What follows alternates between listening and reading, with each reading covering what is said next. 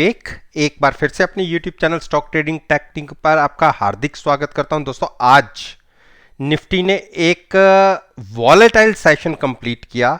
Positive open जरूर हुए, लेकिन खुलते ही हम नेगेटिव साइड पर चले गए और तकरीबन 60-70 पॉइंट हमने इंट्राडे में भी खो दिए थे। हाँ, एक रिकवरी दिखी और स्लाइटली से नेगेटिव साइड पर हमने क्लोजिंग दिखाई है। और जो मैंने अपनी कल की वीडियो में कहा था, एक बार उसको देखिएगा और आज के सेशन के साथ जरूर एनालाइज कीजिए।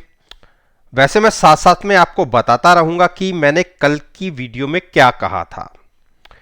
देखिए, जब से आप अगर जो मेरी वीडियोस को अगर रेगुलरली देखते हैं तो मैंने एक ये ब्राउन कलर की जो लोज को रिप्रेजेंट करती हुई लाइन ड्रॉ की हुई है, और ये कब से की हुई है? 26 नवंबर से। और जब देखिए निफ्टी ने इसको क्रॉस करके नीचे ट्रेडिंग शुरू की, आप देखिए यहां से क्रॉस करके नीचे ट्रेडिंग शुरू की और कितनी बड़ी गिरावट हमें देखने को मिली। अब निफ्टी कोशिश करके पिछले हम अगर बात करें 3 महीनों में, 2.5-3 महीनों में कोशिश करके अब ये इस ट्रेंड लाइन के ऊपर निकली है और अब नीचे की तरफ ये इसके लिए एक स्ट्रॉन्ग सपोर्ट का काम कर रही है। और आज के दिन के हिसाब से मैंने आपसे कहा था अपनी कल की वीडियो में 15,700 के नीचे जाता है निफ्टी, 15,690 क्रॉस करता है और लगातार अगर 15 से 20 मिनट नीचे बना रहता है तो आपको नीचे 15,575 तक की गिरावट देखने को मिल सकती है। देखिए, इंट्राडे में जहां हम खुले वहां से जो हम संभले, कहां पे संभले? उसी ट्रेंड लाइन पर संभले, और वो प्राइस जो आज के दिन के हिसाब से बनता था वो 15,705 का था। वहीं से संभले और जहां खुले उसी के आसपास हमने क्लोजिंग दिखाई। अब कल के लिए क्या पॉसिबिलिटीज बन सकती हैं? पहले एसजीएक्स निफ्टी की बात कर लेते हैं। आप सभी को पता है कि 24 आवर ये इंडेक्स ट्रेड होता है और सिंगापुर के अंदर ये ट्रेड होता है। जो वहां पर ट्रेडिंग हो रही है इस टाइम, जब ये मैं वीडियो तकरीबन शाम को 5:35 पर बना रहा हूं, उस टाइम एसजीएक्स निफ्टी का प्राइस आ रहा है 15,785, यानी हमारे प्राइस के ऊपर है अभी भी 700 के। और वीकली एक्सपायरी से एक दिन पहले आपने जनरली नोट किया होगा कि निफ्टी के अंदर एक वॉलेटाइल सेशन कंप्लीट होता है, तो हमें नजर रखनी है कल के दिन में 15,725। अगर इसके नीचे निफ्टी ट्रेडिंग शुरू करता है तो आपको 100 पॉइंट्स नीचे इमीडिएट देखने को मिल सकते हैं, और कम से कम 15 से 20 मिनट वो नीचे ट्रेड करे, 100 पॉइंट आपको गिरावट के मिल सकते हैं। 15,610 की बात कर रहा हूं, वहां तक गिरावट आ सकती है। तो हम फिलहाल इसी टारगेट की बात करेंगे नीचे की तरफ। और अगर 15,600 के नीचे ट्रेडिंग शुरू होती है तो आप ये मान के चलिए निफ्टी 15,400 तक गिर सकती है। तो एक करेक्शन की उम्मीद बनती भी है। रीजन, नीचे से हमने देखिए तकरीबन 1200-1300 पॉइंट का एक रनअप दिखा चुका है रिसेंटली लो से, जो आपको देखने को मिला था 13 मई को। 13 मई के बाद हम वन साइडेड मूव दिखा रहे हैं और हमने 1400 पॉइंट्स की एक जर्नी कंप्लीट कर दी है। और जैसा कि मैं आपसे हमेशा कहता हूं कि जब नीचे के लेवल से जहां पर जाके हाइज बनते हैं वहां से 50% की करेक्शन की उम्मीद की जा सकती है। यानी अगर हमने 1400 पॉइंट्स गेन कर लिए हैं तो गिरावट जब शुरू हुई हम 600 to 700 पॉइंट करेक्ट होंगे। ये मेरा अपना एक्सपीरियंस है। तो ऊपर की तरफ देखिए, हाई पर हम खड़े हैं, इसलिए लॉन्ग पोजीशन को थोड़ा सा अवॉइड कीजिए। आरएसआई 72-73 चल रही है, तो एक कर्व भी बन रहा है, तो लॉन्ग पोजीशन अवॉइड कीजिए। शॉर्ट पोजीशन जब आपको मिलेगी तकरीबन 15,725 के नीचे ट्रेडिंग मिलने पर तो आप शॉर्ट पोजीशन बना सकते हैं 100 पॉइंट्स की डाउनसाइड के लिए, और साथ में जब आप शॉर्ट करें वहां की स्ट्राइक की एक कॉल जरूर बाय कीजिएगा हैजिंग पर्पस के लिए। ट्रेड फ्यूचर्स में लीजिए शॉर्ट साइड का और साथ में हैजिंग के लिए कॉल बाय कीजिए। अब बात करते हैं बैंक निफ्टी। बैंक निफ्टी ने देखिए एक वीक क्लोजिंग दिखाई है, और मैंने क्या कहा था, इस लाइन को एक स्ट्रॉन्ग रेजिस्टेंस दिख रही थी और नीचे जो एवरेज थी वो भी बिल्कुल पास आ गई थी। और कल की वीडियो में मैंने कहा था कि अगर आपको क्लोजिंग 35,250 और 300 के बीच में अगर कहीं मिल जाती है तो आप शॉर्ट पोजीशन कैरी करिए 34,800 के लिए। बिल्कुल अगर कल हम नेगेटिव खुलते हैं तो शॉर्ट पोजीशन बन सकती है, बनाइए। At the money call buy करिए और फ्यूचर सेल करिए। 600 टू 700 पॉइंट्स के लिए आप शॉर्ट साइड पर जा सकते हैं, और एक बेयरिश क्रॉसओवर देखिए कंफर्म होता दिख रहा है। तो ये हो गई बैंक निफ्टी पर बात। अब रिलायंस की बात करते हैं।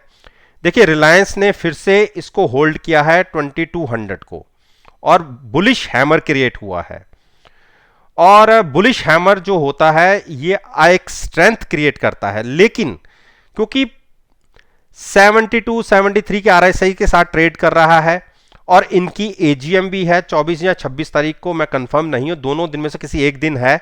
तो जब तक ये एजीएम में कोई आउटकम निकल के नहीं आता, मुझे नहीं लगता कि रिलायंस इंडस्ट्री के अंदर कोई बड़ी मूवमेंट देखने को मिलेगी। तो इस शेयर को फिलहाल के लिए अवॉइड ही करिए, और नीचे से हम तो प्रॉफिट लेके अच्छा एग्जिट हो ही चुके हैं। तो अगर कोई गिरावट गहराएगी तो हम खरीदने की सोचेंगे, तब तक हम वेट करेंगे।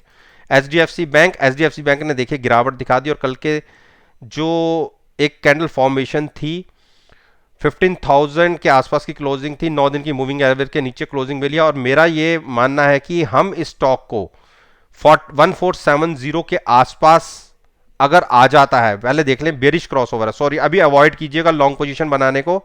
हाँ, शॉर्ट पोजीशन यहीं पर बनती है जहां पर क्लोजिंग मिली है।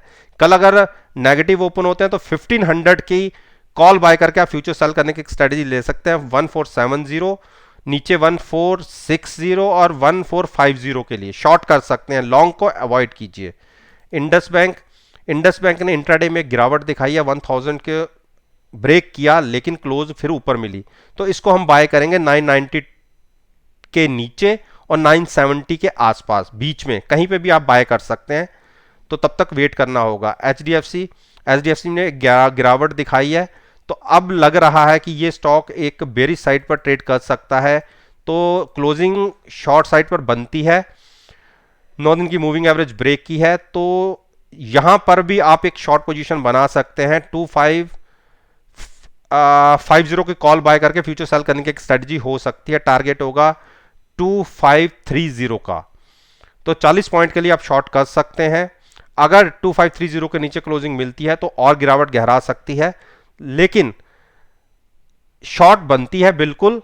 कॉल बाय करके फ्यूचर सेल करने की एक स्ट्रेटजी ली जा सकती है। कोटक महिंद्रा बैंक ने भी आज 9 दिन की मूविंग एवरेज क्रॉस कर दी है, लेकिन जब तक ये 1780 ब्रेक नहीं करता तब तक हम शॉर्ट नहीं करेंगे। उसके बाद एक शॉर्ट पोजीशन बनेगी, तब 1775 का एक टारगेट होगा, लेकिन अभी शॉर्ट मत कीजिएगा।